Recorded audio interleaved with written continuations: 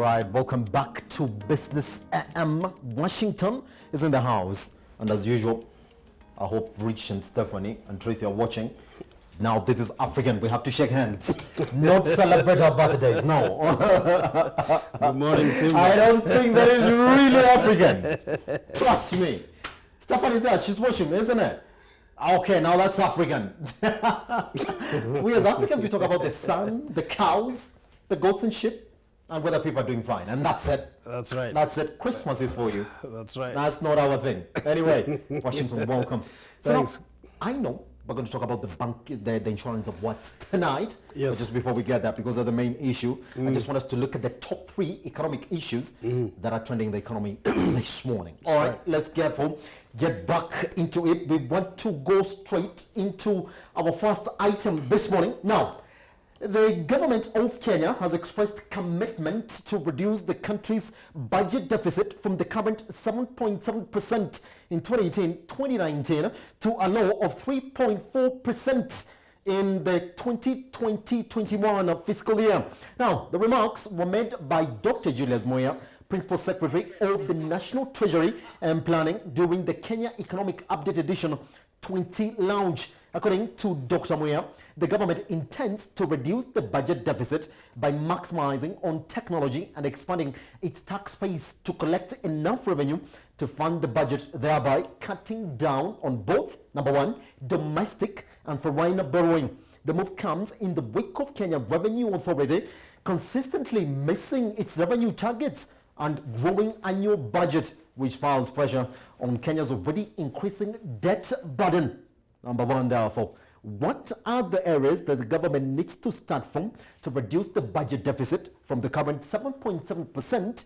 And the government's current major aim looks to be reduce the cost of borrowing by concentrating on borrowing more to repay the existing loans so as to shift the focus to cheaper loans that will see this made possible. Where is the disconnect in this, Richie? Okay, do you have this story? The government expressing its commitment to reduce the country's budget deficit. When you're ready, you can tell me. Good. All right. Washington. Yes. They are saying Simba. they want to reduce it from the current 7.7% to 3.4%. Yes. Which is fine. Any budget can have a deficit. We are not saying no. Yeah. Because at the end of the day, is that this money you're looking to get, therefore, should go into proper projects that are supposed to now kick back that money into the economy. That's right. Do you believe, therefore, that right now, even before we start talking about the basics of reducing it, that we have the capacity as an economy to reduce it from the current 7.7 to 3.4? And are we willing to do that? Well, this government, I believe, Simba, has a capacity to do everything. Yes. The second question is the one we've just asked right now. Is the government willing to do it? Because you see, this government, let me tell you, it has so much capacity, especially in terms of personnel. Yes. There's a time I told you some time back, one of the sharpest people we have in this country are actually the government. Very, very sharp people, educated guys, people who actually pass the exams, you know. But the capacity is there. The problem is the willingness there. Yes. Because, but you see, at the end of the day, it's all about the leadership of a country. It's about the leadership. If the leadership is willing, the country is willing. Yes. Or rather, the people behind the leadership are willing. If the leadership is not willing, why waste your time doing something that you don't have the capacity to do? Yes. Because remember, if people in Kenya, the people who are employed in this government are shown the right way to do stuff, they will do stuff. Yes. If they're not shown the right way to do it, then they will not do it. Isn't it, Washington? I just want us to take a look at what Muya is saying that we need to target, and then after that we get 2 talking points from that. Richie, take us there.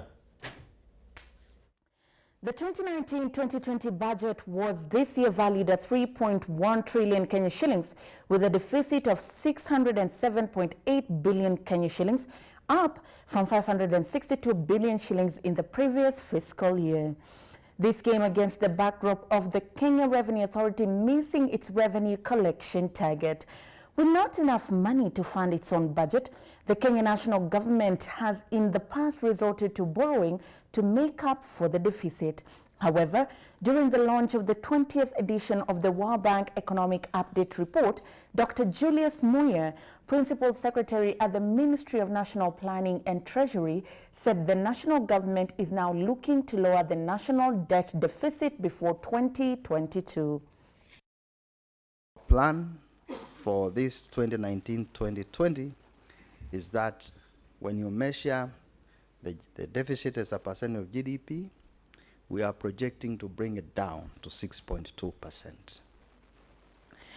And by the end of the medium term, that is by 2022, we'll bring this deficit down to 3.4%. With little to no room left to borrow and a constant growing national budget, Dr. Moya says the government will ensure efficiency in its revenue collection mechanisms to supplement the government's revenue basket. We want to broaden the tax base and reduce significantly the revenue loss that we suffer from in terms of undervaluation, misdeclarations, no declarations. You can use other words which are in the same direction. And so when you see KRA knocking on your doors, it's partly because we want to make sure that we collect enough revenues to cure our fiscal deficit, because we can't continue with a rising fiscal deficit.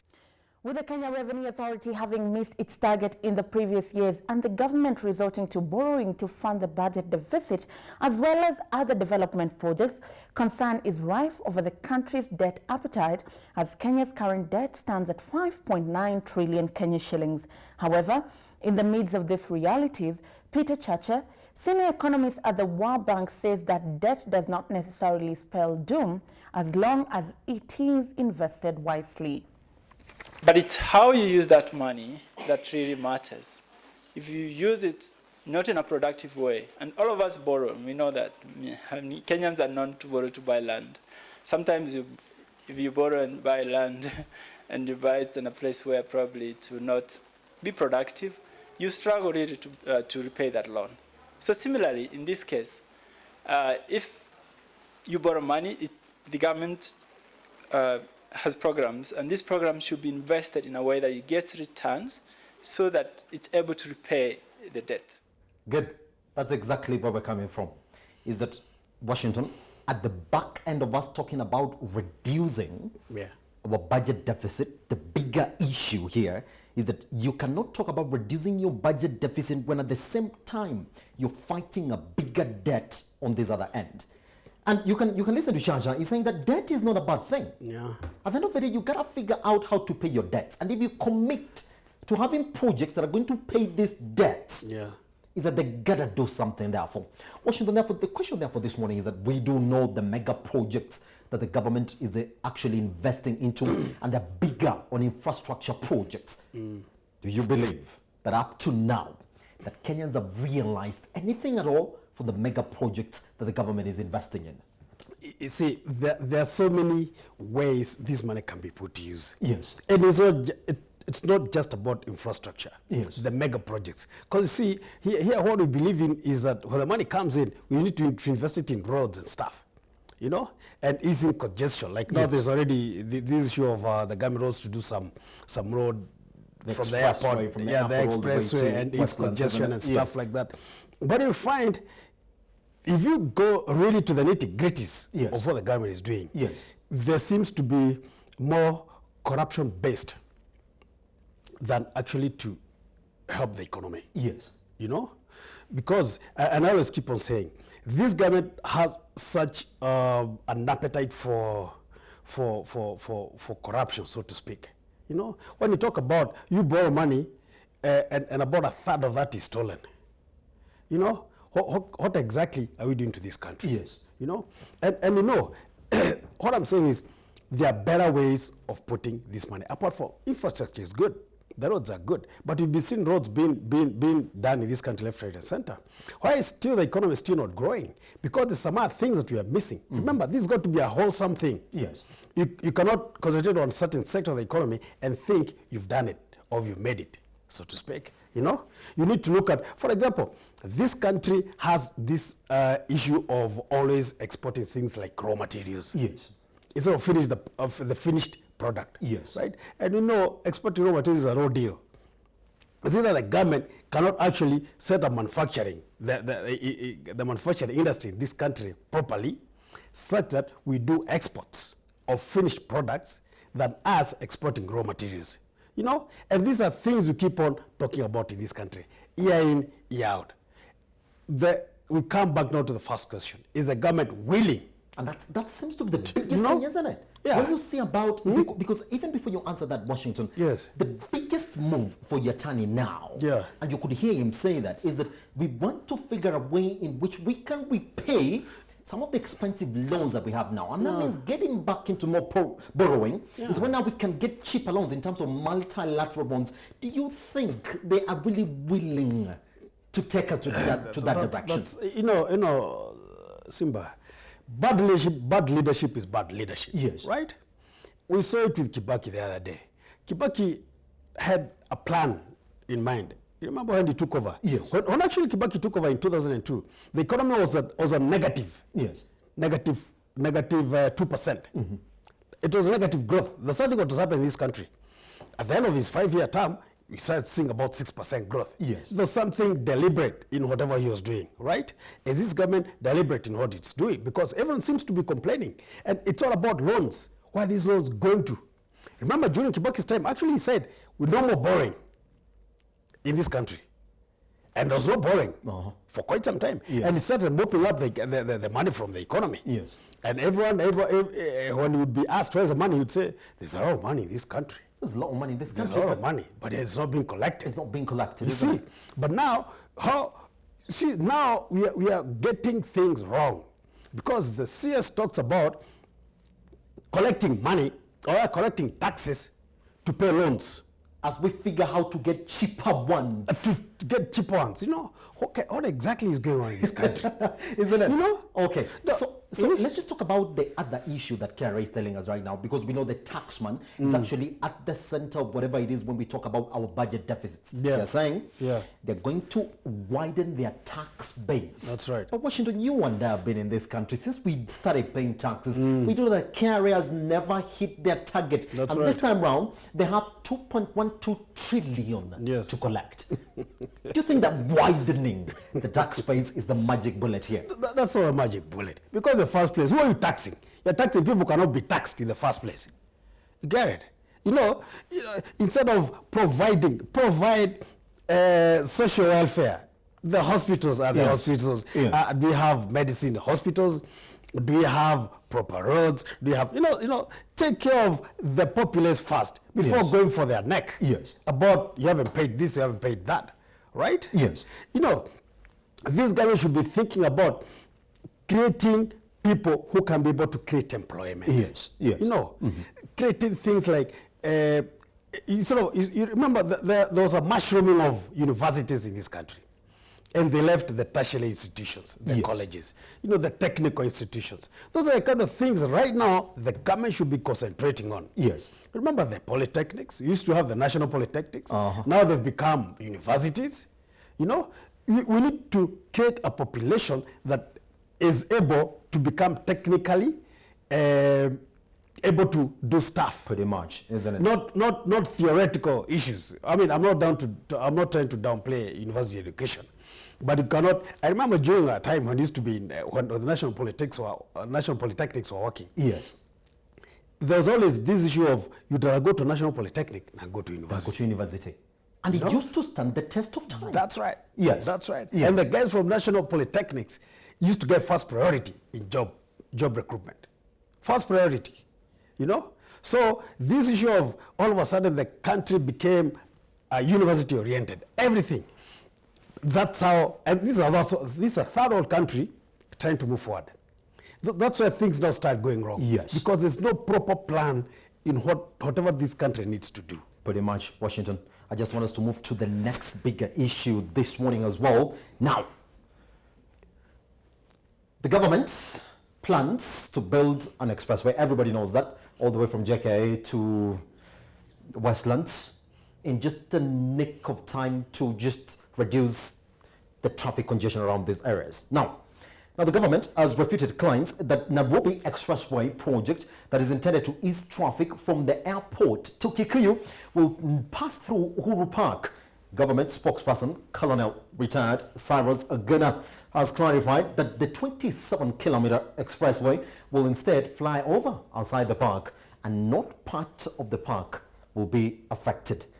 Now, government says 60% of the 30-acre land to be used in the project will be public land. Upon completion of the project, motorists will be required to pay, wait for it, 300 shillings to drive through the expressway. Good. Let's leave it there this morning, Washington, and talk about this. It's another project. Isn't it? It's another project. You're going to pay 300 shillings to actually go through this. And I feel like there's a lot of justification into this. Number one, the fact of whether it's going to pass through Uhuru Park, they've said, yeah, you just fly over. Number two, the fact of where this land is coming from, they've said 60% of this land is public land. Question is, should have we looked at maybe a train? That's a very good line of thought that you're having, because you see, there have been studies and research has been done that actually sometimes you try to ease congestion and it becomes like a project that don't achieve what you're trying to do. You know, they say that like now as we speak, isn't there a bypass that's supposed to that goes all the way to Kikuyu? Is that the Northern Bypass or something? Yes, it's the Northern Bypass. The Northern Bypass. Yes. So now we are making another Northern Bypass. Now it's being called out an expressway. Expressway. It's an expressway. You'll have to pay 300 shillings to use from it. Ndegea to Kikuyu. You know? Yes. When we talk about Ndegea to Kikuyu, Yeah. the question is this: what economic importance does Kikuyu make? How many people move from Ndegea to Kikuyu? Well, I think that they're trying to bypass Wayakiwe. Isn't it? So to Kikuyu now you can go to The bypass, Naivasha. isn't it? Yes. Yeah, you can connect to Naivasha and And go the to bypass as Nakuru well. And the bypass as well. It's a good thinking around it, though. Yeah, but we already have a bypass. Yes. So I do need another expressway going around the same way. You know? Yes. And that's why I say, whatever this government talks about, whatever this government does, It's a mega project that is coming up again, the That's 27 right. km. Yeah. Isn't it? And Yeah. we do know exactly what that means. It's going to fly over That's right. different areas. Uhuru Park, that's more money. Into very it. expensive, Despite of the fact that 60% of this land is public land, which means that we can get it on the cheaper. Yeah. The necessity of the project, how That's is this right. project going to make Yes. you and I feel the weight of the money in our That's right. pocket? How helpful will this gonna be for the Kenyan economy? And that's the question, isn't it? That's a big question, because, like I was telling you, Simba, anything that comes up with this government as we speak right now yes. has a lot of question marks. Uh-huh. You know, because you've got to look at who exactly is benefiting from this. You know, And that's the there's question. so much linked. The projects in this country are so much linked to corruption. There's nothing good that comes out of it, because you see, there are better ways of spending this money. That's what I believe in. To the points that you and know? I can feel That's the right. effect, isn't There are it? better ways of spending this money. And that's what- spend yes. it on the population, Isn't it? Let the population empower people Yes. to be able to produce. You know. Yes. In that way, if people produce, then the KRA can come for those taxes. You know.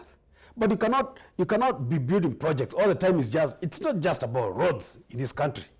Eh? This government seems to think it's all about roads. It's not just about roads. And that's Yeah. And that's what Dr. Patrick Njoroge was telling them the other day, Yeah. that numbers are good, infrastructure is good, Yeah. but the central part of the economy really That's doesn't right. fit from this mega project that you're talking about. That's Is that we have to think of inclusivity That's right. in terms of growth. Everything has got to come together. Isn't it? You know, Despite the top numbers we're talking about. Yeah. 5.6 in quarter two is good. You know? But Yeah. he said my grandma is not going to eat 5.6. True. And she belongs to the central part of the True. economy. You know, why don't you invest in this? Why don't you, like, you see, I was telling you, why don't you invest in tertiary colleges, tertiary institutions? Why don't we try to set up the manufacturing sector in this country? That has completely gone down. Oh, okay. It used to be 12% sometime back in around 2008. Now as we speak, it's around 8-point-something%. Okay. The manufacturing sector. It's really gone down. What are we doing to revive the manufacturing sector? You know, to be able to get the people to start producing. And it's not actually hard. It's not even rocket science. But the point is this, is the government willing? And that's the big question. The All right. question. Guess what, Washington? We take a short break here on the Business AM. Once we come back, we shall be looking at the other two issues that are left this morning. And you do know the insurance awards tonight. Washington is going to talk about them. Invitations coming up.